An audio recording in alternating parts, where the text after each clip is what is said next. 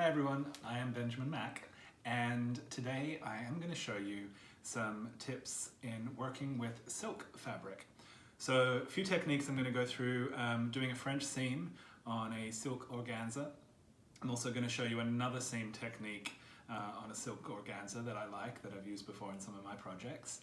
And I'm also going to go through and show you a hemming technique with silk chiffon, which is my go-to technique all the time when I'm wanting to finish the edge of very fine, particularly sheer silks. So let's get to it. First technique that I'm going to show you, we're going to do a French seam on this silk organza.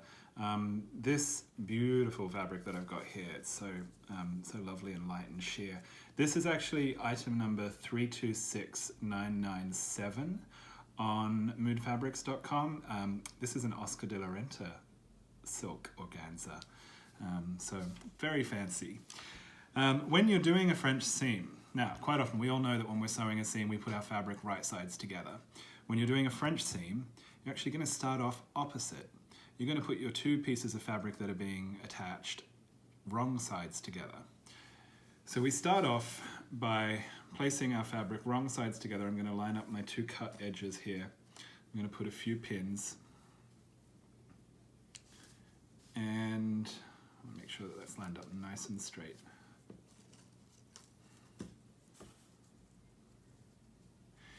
And then your seam allowance, I'm working with a 1/2 inch seam allowance. So your seam allowance, you're going to use up half of your seam allowance in the first line of stitching. And then you'll see when I go on to the next stage, we're going to use up the other half of our seam allowance. That might not make much sense to you right now. You might be thinking, what's he talking about? But you'll see, everything will be revealed. So I've got my, my edges lined up. I've got my pins in to hold the fabric together. And I'm going to do a 1/4 inch seam allowance. So my total seam allowance is 1/2 inch, so I'm going to use half of that right now. So a 1/4 inch seam allowance. Now I'm using a contrasting thread just so you can see everything very clearly. You're going to be using something that is color matched to your fabric. The reason that a French seam is really great to use on something like a silk organza is it's see-through. And so you're going to be able to see everything that's on the inside of the garment. So when you're making something in a sheer fabric, you really want to be able to wear this garment inside out. It should look just as good on the inside as it does on the outside. So French seam is going to give us that finish. All right, so I line up with my 1/4 inch seam allowance. And I'm just going to lower the needle in first, just make sure that I've got it in the right spot. And I'm using a regular stitch length, straight stitch, not changing anything with the settings. And I'll start off with the back stitch. Now, a tip with sheer fabric, you want to be really careful. You don't want to start right at the cut edge of the fabric. It will most likely get dragged down into the machine. You end up with a big jam, you'll take it all out and you've got to start again. And if that keeps happening, you're going to be creating a massacre on your fabric. So you want to make sure that you're careful with that. So start a little bit in from the cut edge. All right, so now I'm going to go along, stitching my seam, taking the pins out as I go. You definitely don't want to stitch over pins while you're doing this.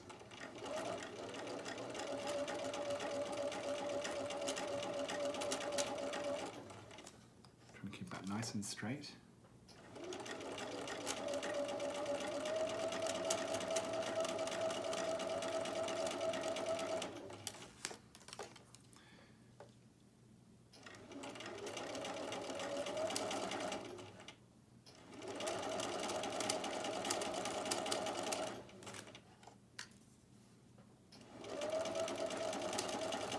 And then when I get to the end, I'm going to finish with a back stitch.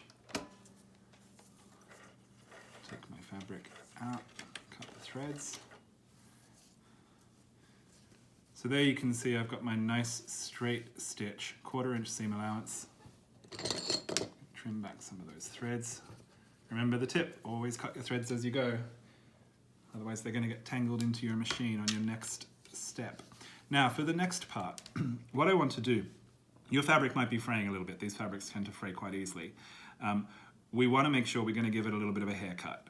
So I'm going to trim back some of the raw edge. I'm not going to trim back too much. What I always see happen is people think, oh, I've got to trim this back, and then they come in and they trim way too close to the stitching, and then you're compromising your line of stitching. So you want to make sure that you trim back a little bit, but you're not coming all the way to the stitching. So maybe just trim off a generous 1/16 of an inch. You're just trying to clean up that edge. Now you can use your scissors for this, or if you have managed to get yourself one of those amazing rotary cutters, you could use a rotary cutter as well. Make sure you've got the cutting mat to go with it. And I'm just going to trim very carefully. I'm trying to keep this cut line as parallel to my line of stitching as I possibly can. So just trimming off a little bit of the edge. And this is all going to be very transparent, so even this cut edge is still going to be kind of a little bit visible through the seam once it's finished. So take those away. Now, this is actually currently the outside of my garment. So if it's the outside of my garment, it's going to look a bit odd because now I've got this seam allowance sticking out on my garment. So now we're going to go on to the next step and we're going to conceal all of that. So we'll be folding the fabric back on itself now. So now we're going right sides together. And I'm going to go to the iron because I want to press this. Where my seam is, I want to have a really, really nice flat press with the iron. And then that stitching line is going to be right on the fold. So it's going to look a little bit kind of puffy right now, but it's going to be right on the fold, if you can see that. Right on the fold. And then I'm going to go ahead and finish completing my seam with stitching. Okay, so I'm back from the iron. So now what we're seeing is this is the inside of my garment, and you can see right there that I've pressed very neatly so that the stitching line I did on the first part of this seam is now running right along that folded edge of the seam. So if I open up to what would be the outside of my garment, you can see here that's the seam allowance that's going to get caught inside. Now, if you find that there's a little bit of fraying has happened just with moving the fabric around, now's a good time to go in and just cut those little bits of thread away. You want to make sure that there's not going to be any thread sticking out of this seam when it's finished. It's going to be much harder to trim them once the seam is complete, and you also run the risk of cutting a little hole into your garment. You don't want to do that after all of this hard work, and then you cut a little hole in your garment. It's devastating, trust me, it's happened to me before. All right, so this is pressed quite nicely. Organza, the structure of organza tends to hold itself quite well, but if you want to, you could go ahead and put a few pins in just to hold everything, just to be safe. The crease is quite permanent at the moment, so probably, you know, pins are not necessarily 100% required, but it's always a good idea to just be on the safe side with this. Make sure that nothing's going to slip out of place as you're stitching.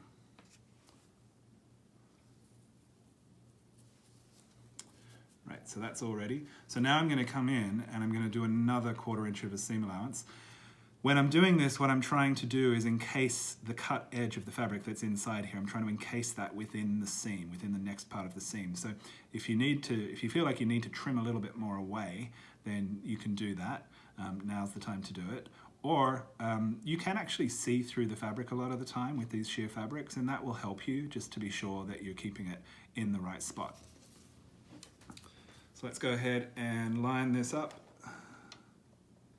Now, as you get more expert with this, you could trim back a little bit more. You could make your seam allowances slightly smaller, and then you'll have a much finer French seam. But let's just start at the beginning with this and go with the numbers that I've said already. So I'm going to start with the back stitch, and then I'm going to stitch along. Remember to take the pins out as you go.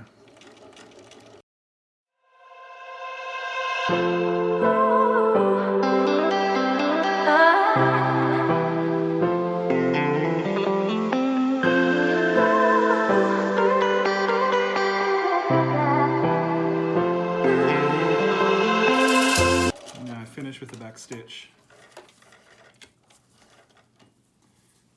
And there you have it. That's my French seam. So on the inside of the garment, you've got a really nice, clean, finished edge. And then on the outside, I'm going to go and press this in a minute so you can see it better. But on the outside, you've got what just looks like a regular seam. So here we have it. So this is the outside of my garment now. You can see my French seam there, nice and neat. And you can see through the fabric, and you can see there's still a nice neat finish on the inside. There's a tiny little bit that snuck through there, so I'm going to come and very carefully cut that as close to the seam as I can. That's where I want you to be really careful, because that's the point where you might end up catching a part of this fabric and you'll end up with a little hole in it. You don't want to have that. So on the inside, it looks like that. And that's a French seam. So it takes time, takes some practice to get them really nice and neat, but I would suggest just using some scrap fabric and give yourself a go a few times. Get familiar with the technique, then start to apply it to your really special projects. The next technique that I want to show you again is going to be with this silk organza.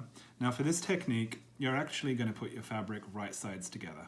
So I place my fabrics right sides together. I'm going to line up those cut edges and pin them so that everything stays in place. This technique could be used on a straight edge seam. It could be used on a slightly curved seam as well. If you're working on these types of techniques with curved seams, just be really careful to not put any tension on the fabric, because the tension on the fabric could cause the seam to stretch a little bit, and then you'll end up with a warped seam. So you want to be careful with that. As we move into some more advanced content in the future, we'll try and cover some stuff like that for the more experienced sewers out there. Okay, so again, 1/2 inch seam allowance. I've got everything pinned. I'm going to go to my machine and I'm going to start off. Remember, the fabric is right sides together. So I'm going to start off with just a basic seam, 1/2 inch. Start off with the back stitch.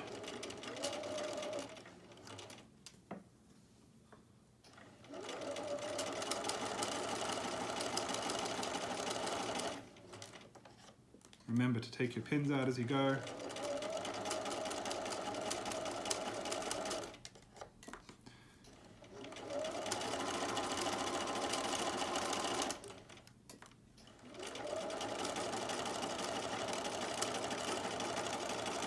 And then finish with the back stitch.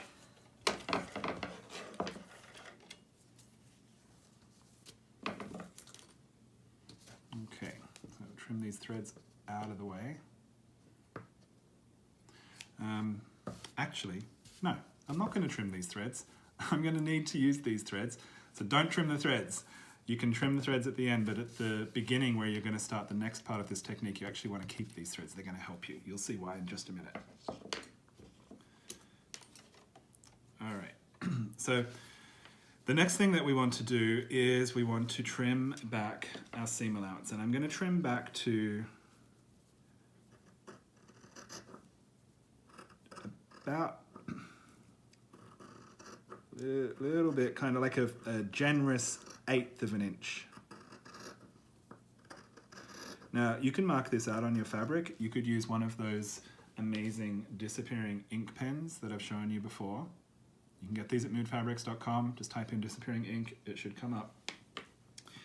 And if you mark that in, remember, always test those types of pens somewhere on a piece of scrap fabric first. Make sure that they're not going to damage your fabric, just in case you end up marking somewhere that is going to be visible in the end.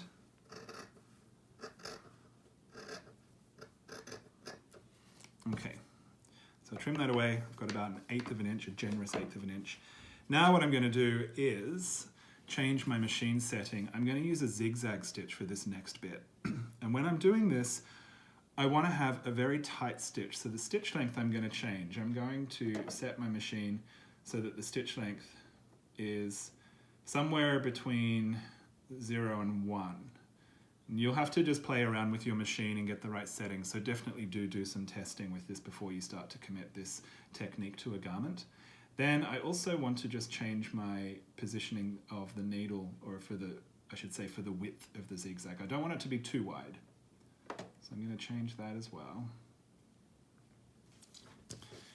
And we're going to go to the machine, and what we're going to do with the zigzag is the needle's going to come onto the fabric, and we want it to come onto the fabric right where our first line of stitching is, and then we want it to come off the fabric So if you feel like you need to trim a little bit more fabric back, you can.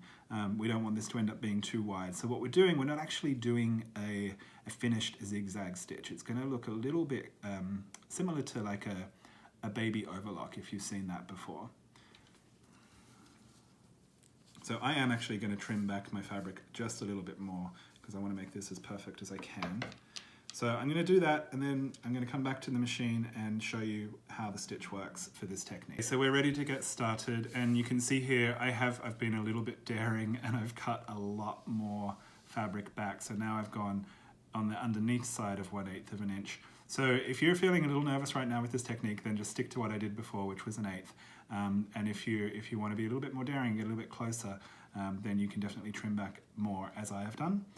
The settings on my machine, everyone's machine is going to be a little bit different, obviously. So what I've got the zigzag setting. I've kept the needle position centered, so I haven't changed the needle position of my zigzag setting. I've gone with just underneath zigzag width of 4, so just under the number 4 setting on my machine. And then with my stitch length, I've taken it down to 0.3. So I want you to experiment a little bit with your own machine. Once I've done this and you see how it should come out, what it should look like, then you'll at least have a visual of what you're aiming for, and then you can just practice on some scrap fabrics to try and get the same result, depending on your machine settings. So I'm going to take this and place it underneath the presser foot. And when my needle goes to the left, I want it to go onto my initial stitching line. And then when the needle goes to the right, I want it to go off the edge of the fabric. So that's what you're aiming for. And the reason that I did leave the long threads at the beginning of my initial seam is they're going to help by pulling the fabric through just to get it started, because this is a very sheer, fine fabric. There's every possibility that it could get dragged down into the machine. I'm not going to start right on the edge, but I want to just be sure that I don't end up having a problem with it getting stuck. Right, so I lower the needle initially. I'll just lower it for the first 2 stitches just to make sure that everything's going to plan, going where I want it to go. And then holding onto my threads, I'm going to get started. Pulling on those threads just to help pull the fabric through. Allow the feed dog to feed the fabric still, but just with a little bit of tension on that thread, that will just help it to get started.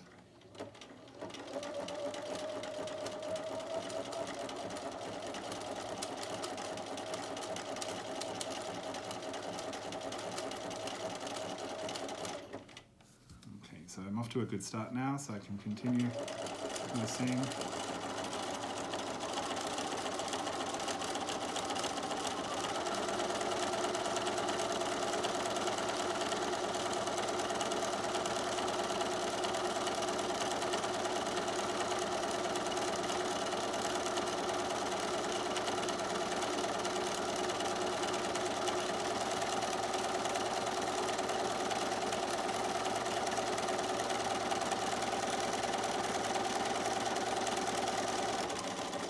Finish with the back stitch, and then take that out, trim my threads,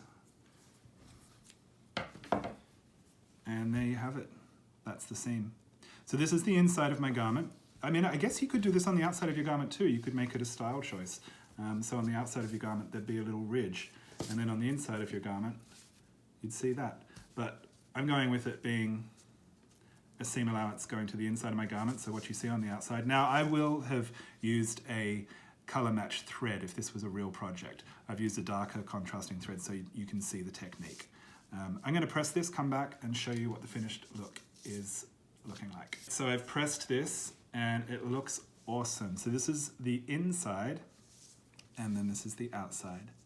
So it's a very discreet hem. You're not really going to see it. It's a beautiful thing to use on say a organza loose-fitting top that doesn't have too many seams within it. It's a really nice thing to use for that. You could use it on dresses as well. So it's a technique that can be used on any kind of seam work for an organza project. So have fun with it. I'm now going to move on to showing you how to do a hem technique, similar to this actually, using a silk chiffon. So let's go. Okay, I've got this beautiful silk chiffon. It's an Italian silk chiffon. The product code on moodfabrics.com is FS22954. That's F for fox, S for snake, 22954. We've got a whole range of silk chiffon. And these techniques as well, I might be using silk, but these techniques will easily work if you were using a poly chiffon or a poly organza. So any kind of sheer fabric, doesn't matter what the fiber is. All right, so for my hem edge on my silk chiffon, this is something that's fantastic to use for any kind of finishing of the edge. Even if you wanted to make some scarves, for instance, you could use this technique. Now, most people would think, oh, I'm going to do a double rolled hem, and you could use your double roll hem presser foot, and that's great. That's a fantastic technique, and I highly recommend it. I'm going to show you something a little bit different. So what I want to do is initially my hem allowance, 1/2 inch. So I just want to stitch a line. This is going to be almost like a stay stitch, if you like. It's just going to give some structure to the fabric, because the fabric has a little bit of natural stretch in it. So I start off, you know what I do? I start off by changing my stitch back to a straight stitch, because it was still set to a zigzag. Oh, the trials and tribulations of a sewist. All right, so let's try this again. So press a foot down. I'm going to start off with a back stitch.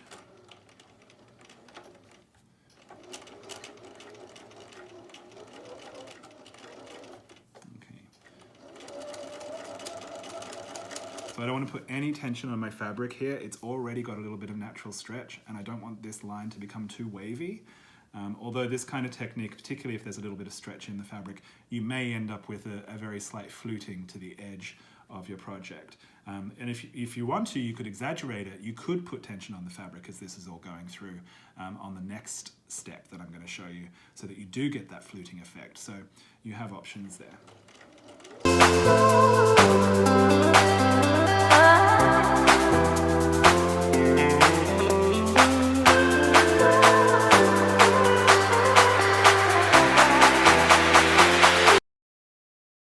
Now, what I'm going to do in this next step, so I can give that a little bit of a press. I'm not going to, but if you wanted to at this point, you could go to the iron and just press that so it's not got any kind of ripple in it. So what I'm going to do on the next step is I'm going to go back and I'm going to do that zigzag technique again. So I changed my machine back to a zigzag. And remember, you're going to want to test the machine, make sure that your stitch settings are exactly as you need them. When I go into the machine this time, it's not exactly the same as the technique I just showed you. I'm actually going to fold my hem allowance, or the edge of my fabric. I'm going to fold it in. So this is the right side of the fabric. I'm folding the hem allowance in to face the wrong side of the fabric. Okay, and I want that initial stay stitch that I've done to be right on the folded edge. Now, you could press this if you want, if it helps you to give a little bit more control. You could put some pins in. I don't like to use pins when I'm doing this technique because it's very fiddly to handle the fabric, and having on top of that the added thing of having to stop and remove pins as you're going can make it a little bit tricky, and it can end up, you don't get the best result with that stopping and starting. Okay.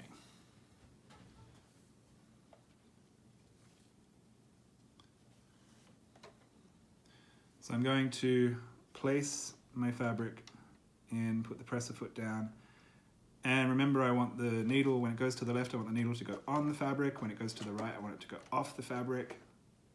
So I'm just testing that, and it is doing what I want it to do.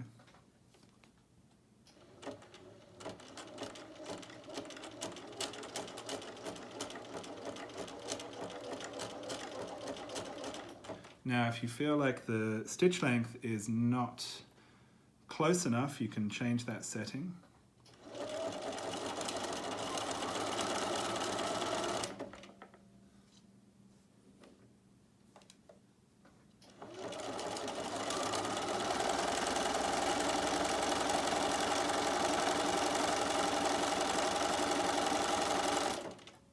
So what I'm doing, I did just make my stitch length a little bit smaller. What I'm doing is I'm trying to not put too much tension on the fabric, and I'm keeping this raw edge folded inwards, and trying to keep that stay stitch line right on the fold.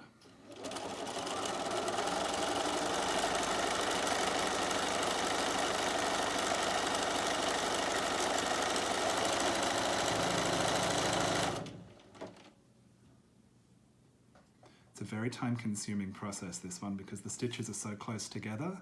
It takes a long time to feed through the fabric, so have patience.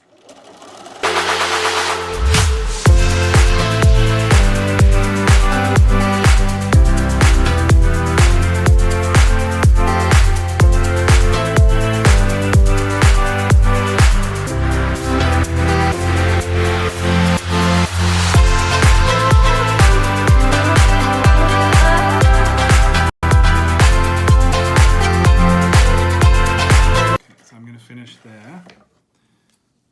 Cut my threads.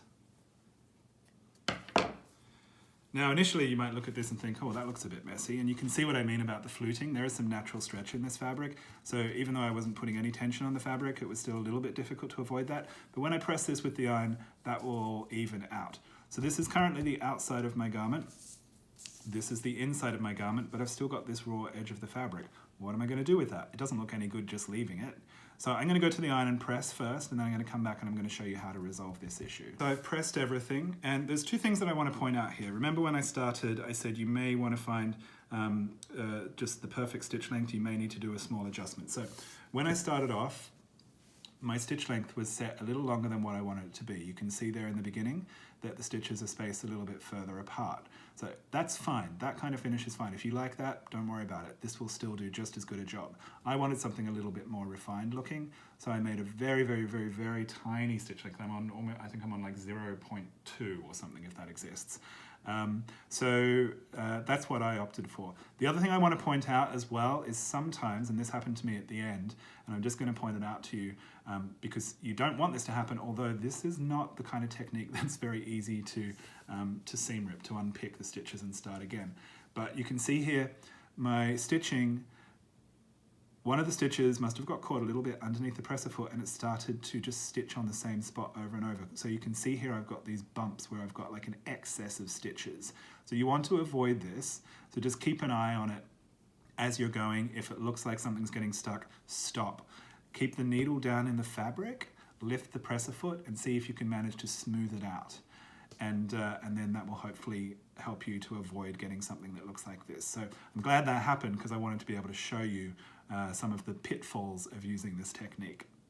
All right, so now that I am all pressed, what I'm going to do, and if you've got some really, really fine, sharp thread snips, they are fantastic to use for this because that really fine point helps a lot. I don't have them. I'm going to use my favorite fabric scissors. And what I'm going to do is I'm going to come in and trim away the excess of my seam allowance. So when I'm doing this, I'm trying to trim as close as I can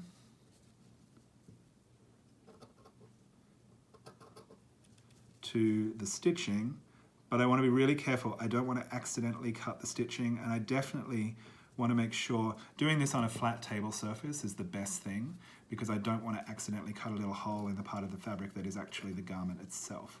So you just slide along, and you can see I'm holding on to the excess here, putting a little bit of tension on it.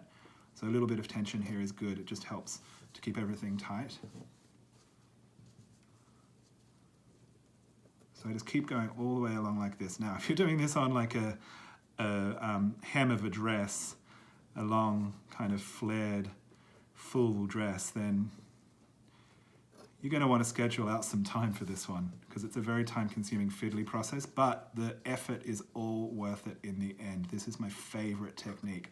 I finish for all of my my silk charmeuse dresses, for my chiffon pieces, or even with organza, I always use this technique to finish the hem. So just keep going along, being very careful to allow the bottom blade of my scissors to just separate the two layers of fabric so that I don't end up catching the outside fabric.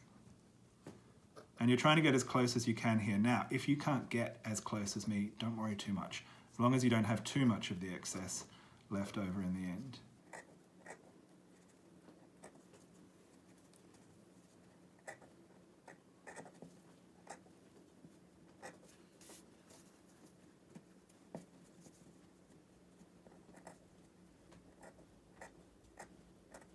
You want to try and get as straight an edge on your cut as possible too. Okay, so there you have it. So on the inside, it looks like that. You can see a little bit of raw edge of fabric, but it's not going to be too noticeable from the outside. And on the outside, you have this. So that is your finished product.